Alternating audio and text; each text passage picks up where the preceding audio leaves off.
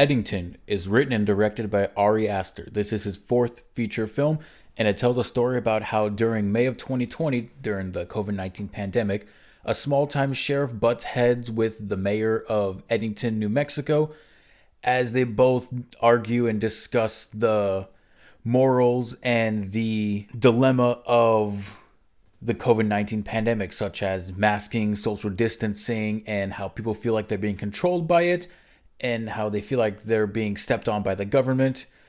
And it's a lot happening in this film. A lot is definitely going on with critiquing every side of the COVID 19 pandemic, as well as the race issues going on during this time because of the George Floyd incident that happened. And it touches on the ideas of that, it touches on police brutality. There's just a lot going on in this film, and I think it was handled beautifully. I absolutely adore this film. I've seen it twice. I want to talk about the first time I watched it. I got an email from Letterboxd saying that I could have a chance to go watch the LA premiere of Eddington. So I took the opportunity and I ended up being able to go. I was worried I wouldn't get in, but I was early enough. And the cast and crew were there. Ari Aster was there. He did a little speech. It was so cool to see that, and it was so cool to be part of the environment that was there, as well as see it in a packed theater, because we were laughing, we were all giddy, we were all shocked. We all reacted the same way. I think everyone in the theater absolutely loved it the first time. And seeing it with a crowd definitely enhanced my experience, because on the second viewing, there were only a few people in the theater, unfortunately. It was still eliciting some laughs and some shocks. I heard people like gasp and laugh at the very intentionally funny scenes in this film. So let's talk about a lot of the things that I loved about this film. And it's something I love about most Ari Aster films. It's the production, it's the craft, it's the look. All Ari Aster films are beautifully filmed. They're beautifully edited, and it's because Ari Aster has a vision and he is able to execute it without interference. There's no big studio stepping on him saying, cut this out, cut that out, or this is unnecessary, or you're not going to show this. He's able to show whatever the hell he wants, and I'm all here for it, because this film is insane, especially in the third act of the film. It's nuts. The cinematographer is Darius Konji, who's previously worked on Mickey 17 and Uncut Gems. He has a long filmography, but those two specific films are some films that I've seen, and damn, this film looks incredible. And it's not just because Ari Aster has a unique vision. It's the way it's shot. It's the way how there's so many purposeful shots, so many cool looking shots, and it's also because of the editing. Let's see. The film was edited by Lucian Johnston, and there isn't any like article on said person, but I thought there were a lot of great editing choices in this film. And like technically, on a filmmaking aspect, all Ari Aster films are damn near perfect. Something else I love about Ari Aster films is long takes of characters just talking. And it's not boring, even when it's just, shot, reverse shot of a few instances. It's never boring. It's because there's purpose to it and there's tension behind these scenes that make you more invested in these moments. And something about Ari Aster, which is something else I love about Robert Zemeckis, even though these are two different styles, but something I love about both of these directors is that, and more so with Aster, long takes of characters just talking. It's framed beautifully, and all the actors are incredible, so you're more invested. And, it's just well written. It's just great dialogue as well. So let's talk about the acting and the cast. Joaquin Phoenix plays Joe Cross, the sheriff who wants to run for mayor. And Ted Garcia is played by Pedro Pascal, who is the mayor running for re-election. They're both great. And Joaquin Phoenix was previously in Beau is Afraid. He's just as good in that film as he is in this film. Joaquin Phoenix is awesome. You can't deny it. The man's great. And Pedro Pascal, for the few moments he's in this film, I thought he was great as well. He definitely is able to stand toe-to-toe with Joaquin Phoenix in these very intense and, these intense scenes where they're butting heads with each other. Emma Stone plays Joaquin Phoenix's wife in this film. She's sort of a recluse. She's sort of paranoid and she makes these weird figurines. It's really funny to see. And you get some of her characters sprinkled throughout the film, and it's never explicitly said like why she's so traumatized. And a lot of it has to do with Austin Butler's character, who plays this sort of cultish leader. I'm not all too certain about what that specific aspect brought to the film, and I'm still trying to question it really, because even on my first watch, I was a little confused, and I thought about it some more, and I just couldn't wrap my head around that specific character and what purpose he served to the film, despite the scenes being pretty good and despite his character being pretty funny and enjoyable and having a lot of funny moments despite how little screen time he has. And that's not to say that he's just a humorous character. He has a tragic backstory to him, but even on this second watch, being able to watch it again, I just can't wrap my head around how he serves the narrative. Maybe it's to sort of be a wedge between Joe and what's her name? Joe and Louise, the wife of Joe. I just can't wrap my head around what purpose that character served besides to be a wedge. Maybe it's because Joe doesn't really understand Louise all too much, or he's forcing himself to try to understand her. I'm just not sure. And it serves its purpose as, he's a wedge in their relationship later on down the film. But in terms of the stronger narrative, in terms of the entire narrative of the film, I'm just not sure that that really stuck with me and or served a stronger purpose to the film, I guess. I'm not sure. What happens later on is kind of devastating to Joe. It just seems a little weird to me. And yeah, the whole film is weird. Ari Aster films are weird, and I love that. But this just seemed like I just couldn't find the purpose to it. I mainly talked a lot about what I love about this film, the look, the editing. There's some great sound choices, sound mixing and sound editing. More specifically, there's a shot that involves an editing choice with a spray paint can and what it cuts to, and you can still hear the spray paint can. I thought that choice was just excellent. And when I first saw it, I'm like, damn, that's cool as hell. Like, I loved it. And when I saw it again, I'm like, oh shit, I forgot that was in the film. That's awesome. Like, I think it's possibly one of my favorite cuts in any film. I think it's so damn cool. But yeah, I've discussed mainly what I enjoyed about the film. The production. The production is fantastic. It looks great. Great camera movements. I love the framing, how purposeful it is. Incredible lighting. There's so many distinct scenes in this film, and the color palette's incredible. We really get this Western feel because this is a Western. It's a neo-modern Western, and I love this. I love that we have a Western, and it's so cool and unique. And it really is about opposing forces. What great Westerns are, opposing forces against each other. And especially in the setting where, we're basically in like a desert town. It's cool as hell. I love the setting. I love the color palette. It really puts us in a Western feel. One more thing I want to say about the production of the film before I get into more critiques that I have with this film. I will say that the score by Bobby Krulak and what's his name? I have it right here. Daniel Pemberton. It's fantastic. I love the score. It's eerie. It's suspenseful, intense. And Bobby Krulak's worked with Ari Aster before for Midsummer and Beau is Afraid. I love the score for Beau is Afraid, and I think the score for Midsummer is angelic and beautiful and terrifying. It's one of my favorite scores. It's possibly my favorite score of Midsummer. And the score for Eddington is great. I was waiting for it to drop on Spotify, and I'm going to listen to it again tomorrow when I go into work while I do stuff, because I think it's great, and I'm very much looking forward to watching this film for a third time. The second time, like after its release, because this is my second time watching it. I'm looking forward to watching it again. A big reason is for that score, because it does help a lot in setting the tone for these very dramatic and intense scenes.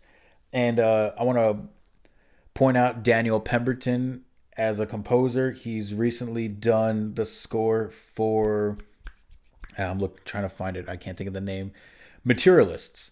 I thought that score was great. It's a pretty beautiful score, and I'll talk about Materialists in a future video.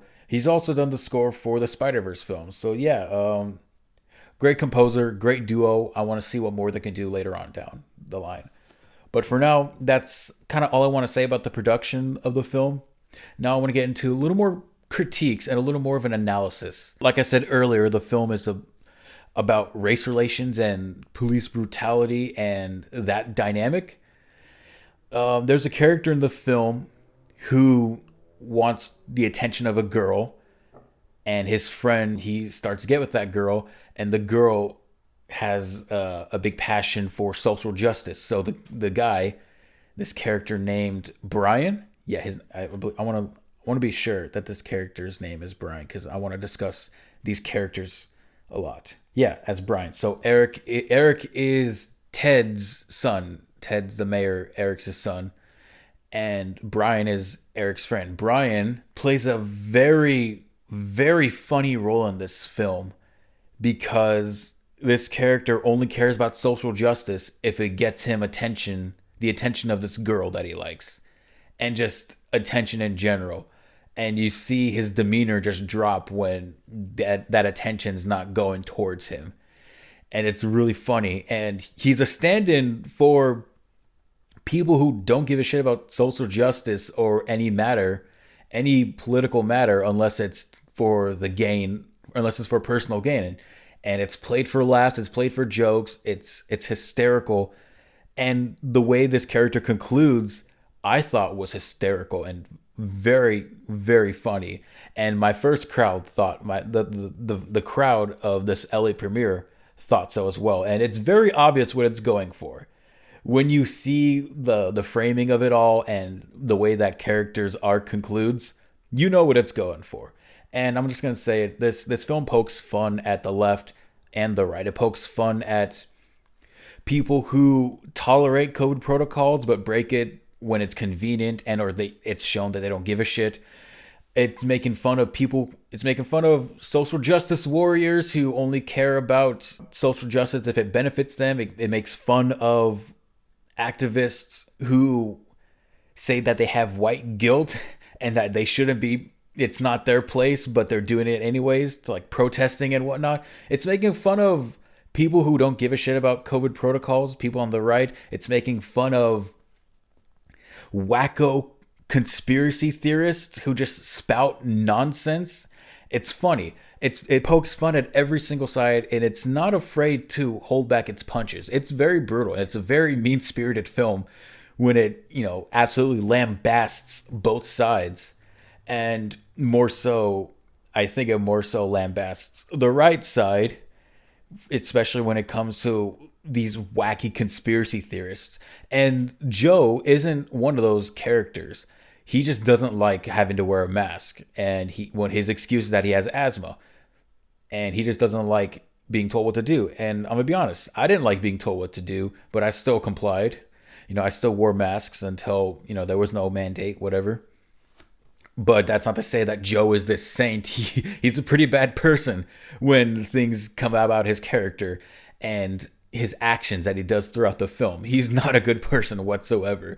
But it's funny to see nonetheless because it's a dark comedy. He does some pretty fucked up things, but the way it's framed, the way it's edited, and revelations that come about with the real world and how it connects with his small town, it's very funny. Because at first it's people, rioting police brutality because of what happened with George Floyd. And you don't think it's that big a deal. Like, I mean, not that the George Floyd thing wasn't a big deal. That's not what I meant. What I meant was, 5 people protesting in the streets of Eddington isn't like a big deal. But once more people start coming in and they start damaging property and blocking the streets, and that's when it's a big deal. And it's funny because it's not a lot of people. Like, there's maybe like 20 or so people.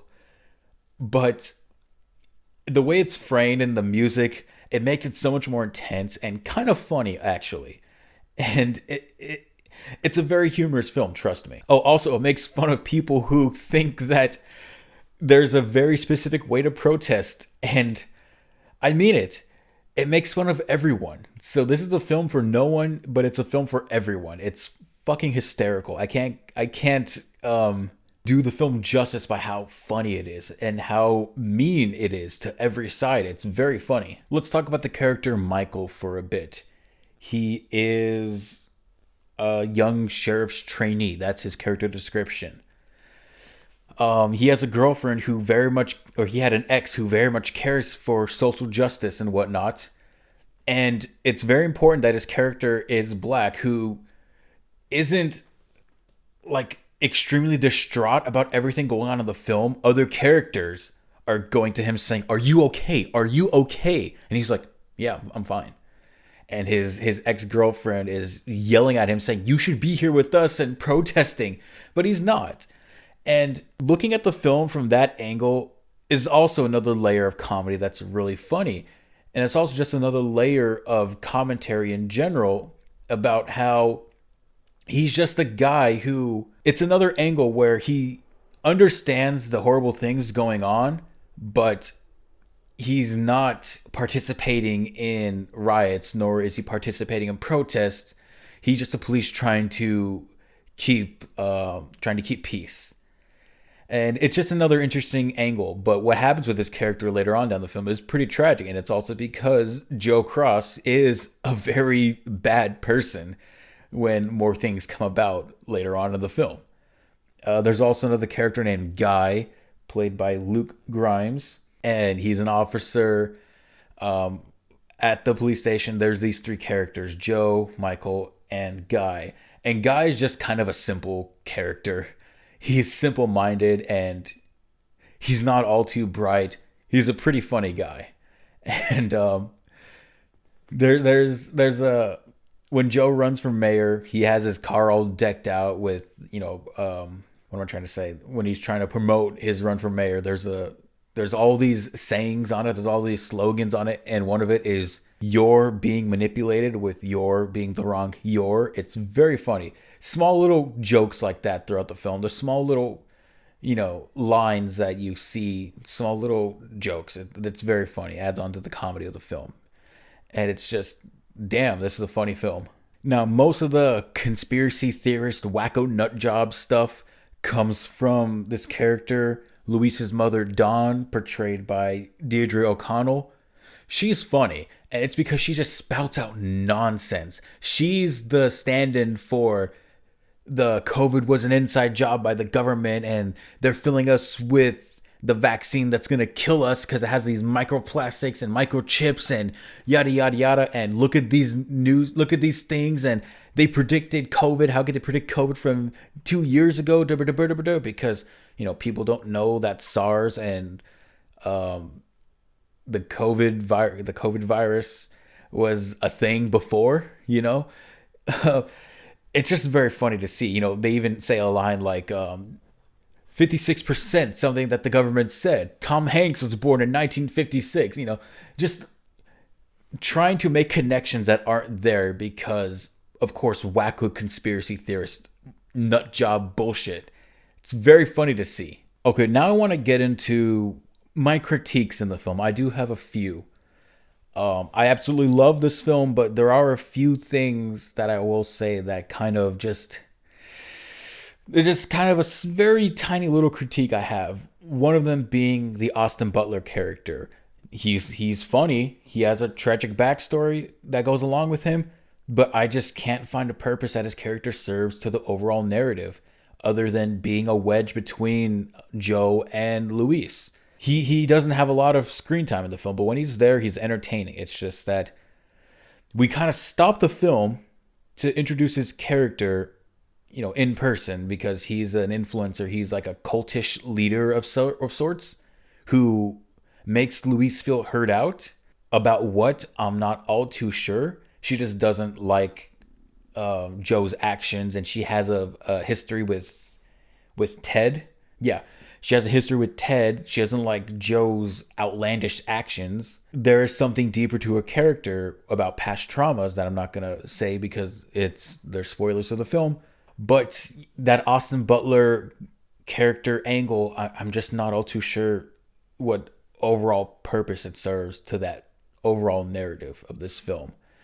And Another critique I have, there is a very, very small section of the film near the third act, or near the end of the second act before the third act, where the film feels like it just kind of grinds to a halt. It involves blaming a character for something. I don't know, it just feels like that scene, and it just feels like that scene went on for a long time and the pacing was much slower because the entire film was a slow burn. How long is this film? 149 minutes? That's 2 hours and 29 minutes. It's a very long, it's a very slow paced film. And I don't have an issue with slow paced films. I actually thought the film was paced pretty well. It's just that in this very specific moment, along with the Austin Butler character scene, we just kind of grind to a halt. And it's important what happens with this character because of other implications, because of past actions of Joe. It's just that we just kind of stop for a long time. And maybe it's like 10 minutes or so we stop. But we just kind of grind to a halt when we know that there are looming threats coming to Eddington, when we know that there's something bigger going on. I do enjoy those scenes. I just wish it kind of sped up a little quicker. Other than that, I absolutely adored this film. I love this film. I want to see it for a third time. And it's kind of a shame because this film looks like it's bombing at the box office right now. It's been out for about 4 5 days, and it's only grossed just over 4 million. Man, that's not good. And it came out at a pretty bad time, right smack dab in between Superman and Fantastic Four coming out this weekend. Damn, this film's not gonna have a lot of time to shine. And there were only three showings. There were only maybe three showings at the theater that I go to, and only grossing 4 million over the weekend. Damn. Wait, I think the budget's about 25 million. I just hope more people go to see this film, and I hope that it doesn't deter Ari Aster and A24 from stepping away from him and yada yada. But with Beau's Afraid sort of bombing, I'm sure they didn't really care because it was still a good movie. People talked about it, and I'm sure people rented it and bought it afterwards. Which I need to get on that. I only have Midsummer as a movie. You can see the big yellow box right there. That's the Midsummer director's cut. I need more. I need all of his films: Hereditary, Beau's Afraid, and once Eddington comes out, I'm getting it. I'm picking it up. So yeah, I love this film. Have very, very minor critiques with it, but I love the score. I love the acting from all the characters. It's a well acted film. It's an incredibly well acted film. I love how batshit insane it gets near the end. I love the intensity. I love the drama. I love how it's a very cool modern neo western. I love the comedy. I love the satire. I love how it pokes fun at everyone. I love that it's mean spirited. I love that it doesn't hold back from its punches. I love that it critiques both sides, every side. I love how extreme it goes. I love Eddington. It's a very unique, interesting, fun, enjoyable, and incredible film. I'm giving Eddington an A. It's one of my favorites of the year. Right now, it's my second favorite of the year, right behind Mission Impossible: The Final Reckoning. So yeah, that's it. Go watch Eddington. Ari Aster is my favorite director working right now. I love him. He's incredible. It was so awesome to see him from afar. He was on stage. I was a few rows, away. I had such a cool experience watching it in theaters. I made some connections with people. I watched it again in the theater. Also, funny story. In my screening that I just got out of, people thought that the film reel was burning because there was like a smoke smell. It smelled like how I was driving my old manual car and the clutch was burning, and it was fucking up the car. But I think the smoke went away after some employees came to check out the scene. And I guess everything was fine because they didn't tell us to leave. No matter what, I was going to stay. I wanted to watch this movie. I didn't want to come back again because we were about maybe an hour and a half-ish into the film, maybe an hour 40 into the film. I wasn't leaving. So yeah, I love Eddington. I think it's fantastic. Please go watch it. Maybe the film reel was burning because this film's too damn hot to handle. So go watch Eddington. It's my recommendation. One of my favorite films of the year. It's one of the best films of the year. Tell me what you thought about the film. If you've seen it, do you love it? Do you hate it? I know this is going to be a very polarizing film. Tell me what you thought about this film in the comments below, and I'll be back with more enjoyable content like this. So, yeah, bye.